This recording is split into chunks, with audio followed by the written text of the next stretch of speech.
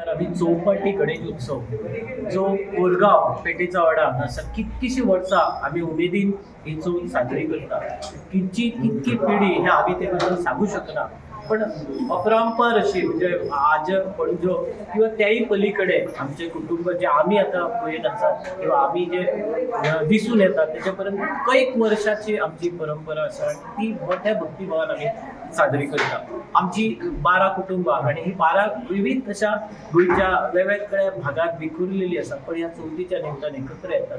पयलीं हो गणपती 1.5 दिसाचोच आमचो पुजलो जाता. आता जवळजवळ 5 दीस सुद्धा आमकां अपुरे पडटात. 12 गोळ्याचो गणपती, चौकटींतलो म्हणून गणपती प्रसिद्ध, आणि ह्या 12 गोळ्याचो गणपती 12 गोळे म्हणजे 12 कुटुंबा, आणि ह्या प्रत्येक कुटुंबाची जवळजवळ 80 ते 100 लोक अशी लोकसंख्या ह्या कुटुंबाची जाल्ली आसा. वेगवेगळे हे लायतना सांस्कृतिक चळवळ चलयतना आमची लोकधारा जी आसा पेडणेची किंवा गोमंतकाची, ती लोकधारा तुमकां हे लोकजीवन दिसपाक येता. फुगडी, भजन म्हणा, आमच्या भुरग्यांक शिकोवपाची गरज लागना, जन्मजातच ती कला ते ह्या वातावरणांतल्यान अवगत करतात. अनेक तर अशी परंपरा आजही मोठ्या भक्तिभावान आणि सामंजस्यान चलयता. ईश्वराकडे एकूच मागणें की ही अशीच परंपरा चालू रावची.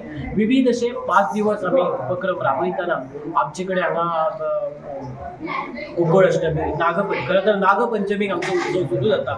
त्याच्यानंतर गोकुळ अष्टमी, गणपती आमचो तयार जाता, आणि त्याच्यानंतर चवथ, आणि मग वर्षभर विविध असे उपक्रम. कोरगांवच्या एकंदर सांस्कृतिक ह्या कुटुंबाक खूप महत्व आसा. आणि त्याचबरोबर दुसरा एक कुटुंब आमचेच भाव चिमण शेट म्हणून ते दुसरीकडे स्थायिक झाले. त्यांची जवळजवळ 7 कुटुंबं.